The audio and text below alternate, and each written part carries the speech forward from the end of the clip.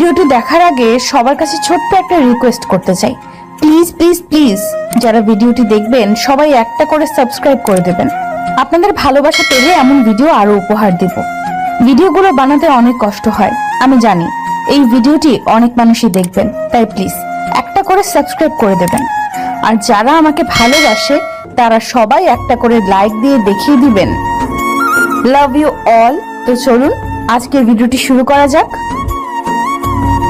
গল্প শুরু করার আগেই বলে দেওয়া হচ্ছে এটি একটি কাল্পনিক গল্প। সো চলুন শুরু করা যাক।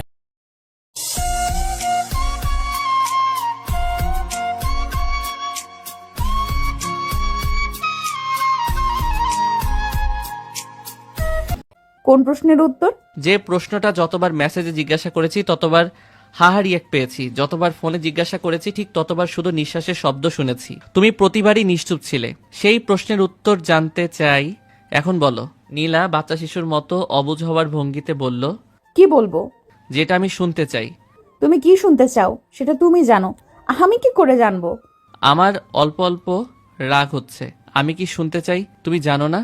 না জানি না, তুমি আবার বললে হয়তো মনে পড়বে। আচ্ছা থাক, তোমার মনে করার দরকার নাই। আমি আর শুনতে চাই না, কখনো বলতেও চাই না। নীলা খুব জোরে হাতে চিমটি কাটলো, রাগী রাগী কণ্ঠে বলল, তুমি শুনতে চাও না? সত্যি শুনতে চাও না? না আমি শুনতে চাই না, আমি বলতেও চাই না। আমিও সামান্য রাগ করার ভাব নিয়ে নীলাকে কথাগুলো বললাম।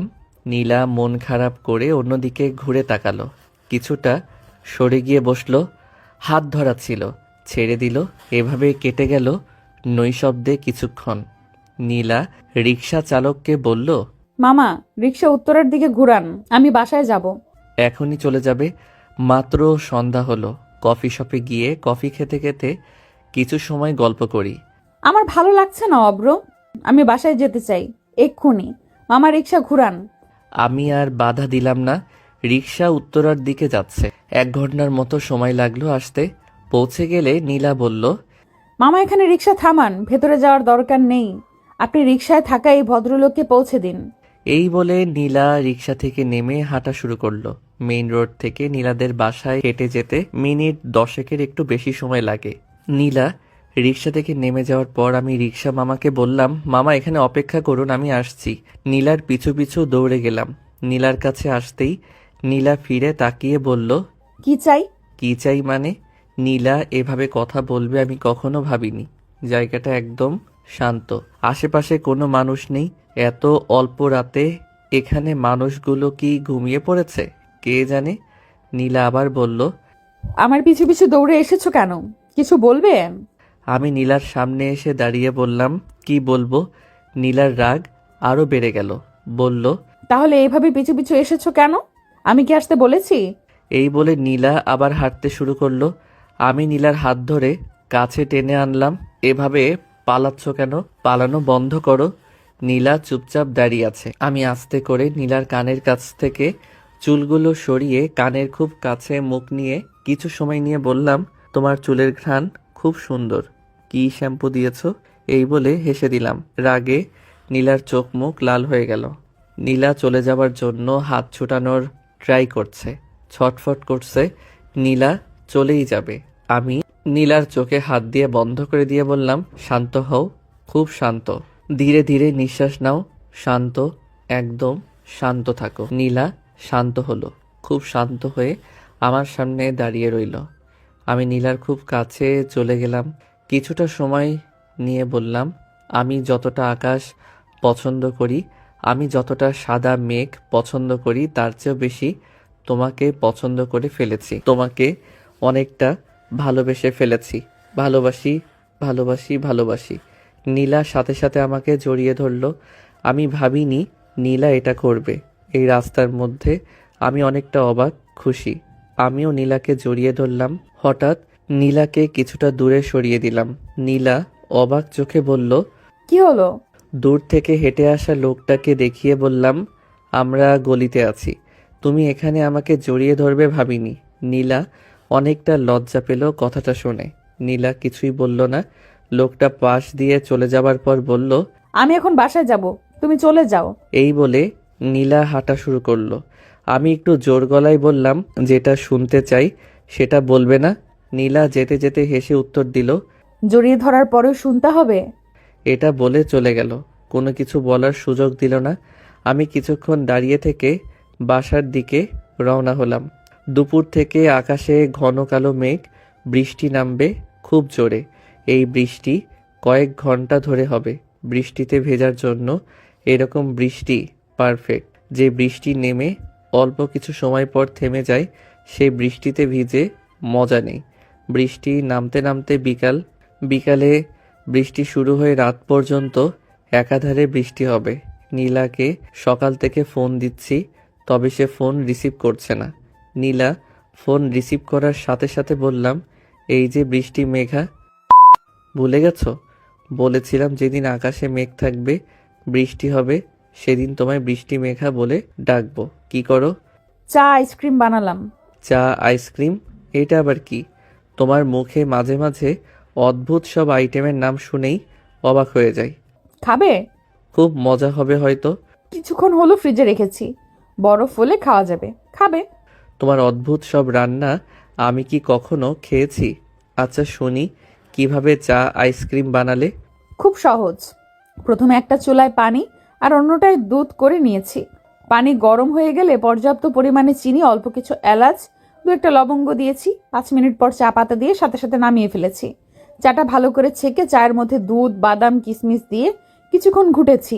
সব কিছু মিক্স হলে আইসক্রিমের কাপে ঢেলে তার উপর কিছুটা চকলেটের গুঁড়ো দিয়ে ফ্রিজে রেখেছি। বাহ, দারুণ। তুমি চাইলে একটা বই বের করতে পারো। বইয়ের নাম হবে অদ্ভুত সব রেসিপি। অনেক সেল হবে বইটা। তুমিও না, শুধু আজে বাজে কথা। সারাদিন কি চা আইসক্রিমের পিছনে লেগেছিলে? ফোন দিলাম, ধরলে না। আচ্ছা শোনো, যে কারণে ফোন দিয়েছি। হ্যাঁ বলো। মেঘ হয়েছে আকাশে, বৃষ্টি হবে, খুব বৃষ্টি। কয়েক ঘন্টা ধরে এই বৃষ্টি হবে। চলো বৃষ্টির মধ্যে শহরের রাস্তা দিয়ে হাঁটি, কিছু বৃষ্টির ফোঁটায় আমাদের দুজনের স্মৃতি জমা রাখি। জানো, পানিরও স্মৃতি আছে। এই সুন্দর স্মৃতিটুকু আমি, তুমি আর বৃষ্টি মনে রাখি। ভিজবে আমার সাথে? ফোনের ওপাশ থেকে নীলা কিছুই বলল না। হয়তো ভাবছে আমাকে অপেক্ষার কষ্টটুকু দিয়ে অবশেষে বলল, তোমার বাসা থেকে আমাদের বাসায় আসতে অনেক সময় লাগবে, যা জ্যাম। আমি বললাম, তুমি কি ভিজবে আমার সাথে? ভিজতাম, তবে তুমি এখন এখানে আসবে কি করে? আমি কিভাবে আসি সেটা ব্যাপার না। তুমি কি ভিজবে আমার সাথে, হ্যাঁ কি না? হ্যাঁ ভিজবো। তাহলে শাড়ি পরে নিচে নামো। তুমি কি আমার বাসার নিচে? না, তোমার বাসার নিচে না, তবে মেইন রাস্তায়, গলির মাথায়। সেই 2 ঘন্টা ধরে দাঁড়িয়ে আছি। আর দাঁড়িয়ে রেখো না প্লিজ। কি বললে?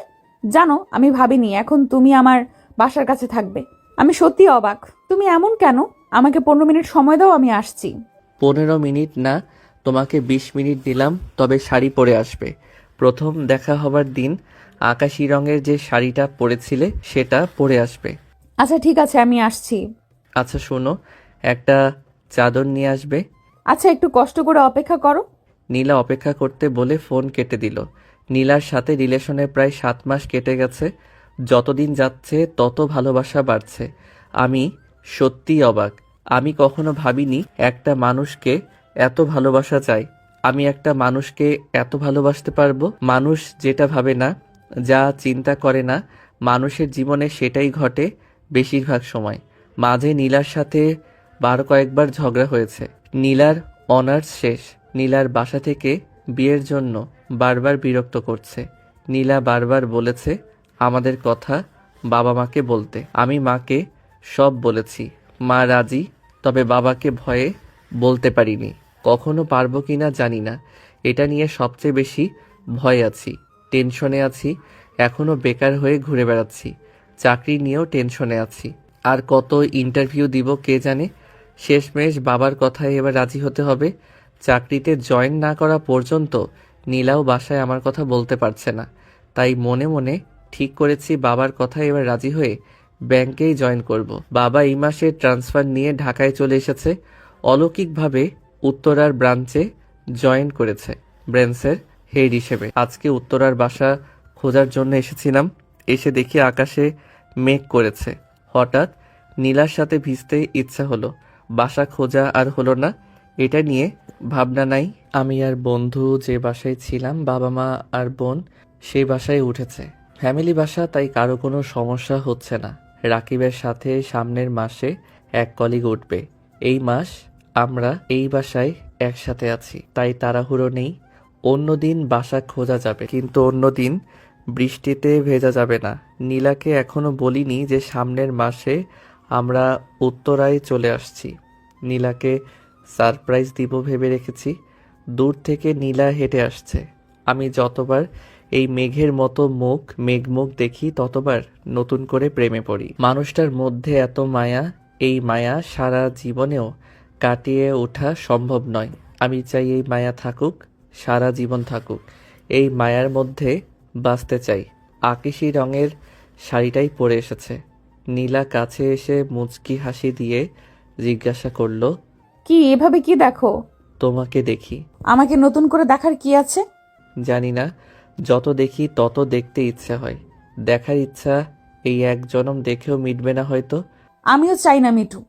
হয়েছে হয়েছে, এবার চলো। কোথায় যাব? যেদিকে দু চোখ যায় চলে যাব, আর ফিরবো না। ইস, শখ কত!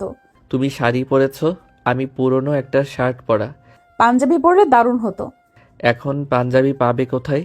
চলো আগে একটা শোরুম থেকে পাঞ্জাবি কিনি, তারপর যাব। এখন পাঞ্জাবি কিনবে? দরকার নেই। না, আমি পাঞ্জাবি পরে তোমার সাথে ভিজবো। এই মুহূর্ত আর কখনো ফিরে আসবে না। একটু আয়োজন করি, বৃষ্টিতে ভিজি।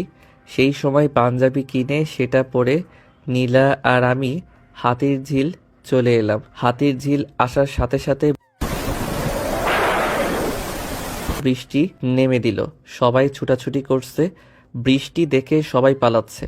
কেউ কেউ বৃষ্টি পৌঁছাতে পারবে না এমন ছোট জায়গায় আশ্রয় নিচ্ছে। কেউ কেউ ছাতা বের করে দ্রুত হাঁটছে বাসার ফেরার জন্য। কয়েক মিনিট পর দেখা গেল জায়গাটা ফাঁকা হয়ে গেছে। কিছু মানুষ অদ্ভুতভাবে দূর থেকে আমাদের দেখছে দুটি মানবীর হেঁটে যাওয়া। দেখছে যেখানে সবাই বৃষ্টি থেকে পালানোর চেষ্টা করছে, সেখানে এই দুইজন আরো বৃষ্টির মধ্যে ডুবে যাচ্ছে। ইটের পিচ থেকে একটা ঘ্রাণ বের হয়েছে, পুরা ঘ্রাণ। অনেকদিন বৃষ্টির অপেক্ষা ছিল। রোদে পুরা রাস্তাগুলো। বৃষ্টি আসতেই তাকে আলিঙ্গন করে নিয়েছে। বৃষ্টির একটা ঘ্রাণ আছে। বৃষ্টি যখন আকাশ থেকে ভূখণ্ডে এসে পড়ে, সেটার একটা ছন্দ আছে। বৃষ্টির প্রতিটি ফোঁটা ছন্দ মতো নেমে আসে। সৃষ্টিকর্তার এক রহস্য সৃষ্টি এই বৃষ্টি। নীলা আর আমি বেশ কিছুক্ষণ সময় বৃষ্টির মধ্যে হাঁটলাম। হঠাৎ নীলা বলল, চলো কোথাও বসি। আমি নীলাকে ব্রিজ দেখিয়ে বললাম, চলো ওই ব্রিজের উপর পা ঝুলিয়ে দিয়ে বসি, অন্যরকম লাগবে। নীলা ভাবিনি এরকম কিছু বলবো, তবে কিছুটা ইতস্ততা করে শেষমেশ বলল, আজকে তুমি যা বলবে তাই হবে। নীলার সাথে ব্রিজে বসে বৃষ্টিতে ভিজছি। নীলা অন্যদিকে ফিরেছিল। আমি নীলার হাতটা ধরলাম। সাথে সাথে নীলা আমার দিকে ফিরে বলল, এভাবে হাত ধরে আছো কেন?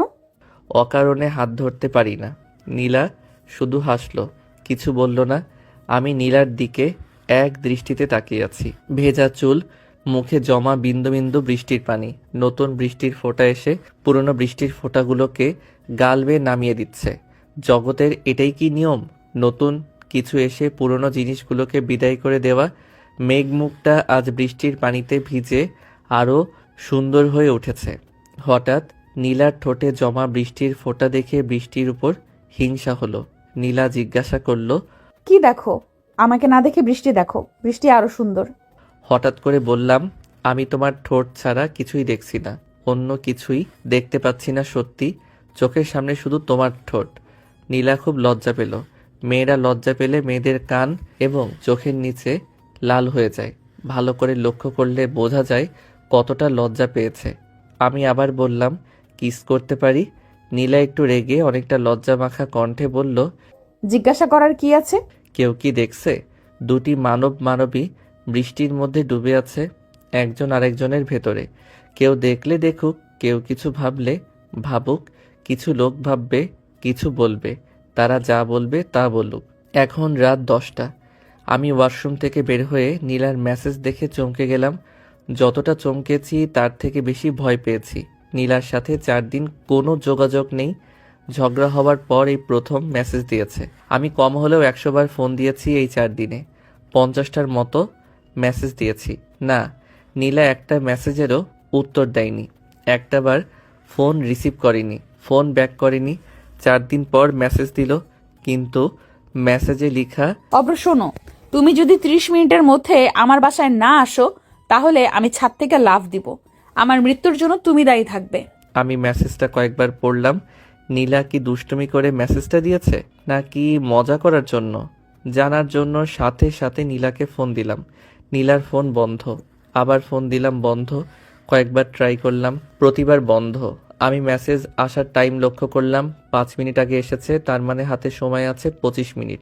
এখন আমি কি করব? অতীত 4 দিন আগে বিকালে নীলা ফোন দিয়ে বলল, তোমার সাথে জরুরি কথা আছে, ফোনে বলা যাবে না। আমি বললাম, বলো, আমি শুনছি। দেখা করো, আমাদের পছন্দের জায়গায় আসছি, তুমি যত দ্রুত পারো চলে এসো। আমি এখন অফিসে, সন্ধ্যার পর দেখা করি। নীলা রেগে বলল, না, এক্ষুনি দেখা করতে হবে, তুমি এক্ষুনি আসবে। নীলার মেজাজ হয়তো খুব খারাপ, এখন কথা বাড়ালে শুধু শুধু ঝগড়া হবে। তাই আমি বললাম, আচ্ছা আমি আসছি, তুমি অপেক্ষা করো। নীলা আচ্ছা বলে ফোন রেখে দিল।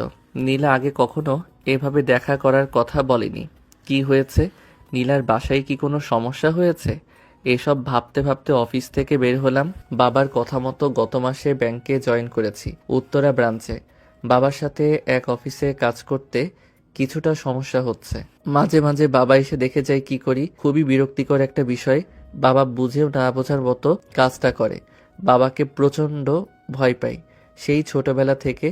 যখন আমি ক্লাস 6-এ পড়ি তখন একদিন বাবা বলল, অঙ্ক বইটা নিয়ে আয় তো। সবসময় আমি মায়ের কাছে পড়ালেখা করি, বাবার কাছে এর আগে কখনো পড়তে বসিনি। আর অঙ্ক, এই নাম শুনলেই ভয় লাগে। বাবার পরে একমাত্র অঙ্ককে এতটা ভয় পাই। অঙ্ক যতটা কম পারি ততটাই কম বুঝি। অঙ্ক বুঝতে অনেক সময় লাগে। এজন্য ছোটবেলায় মায়ের কাছে, স্যারদের কাছে অনেক বকা খেয়েছি।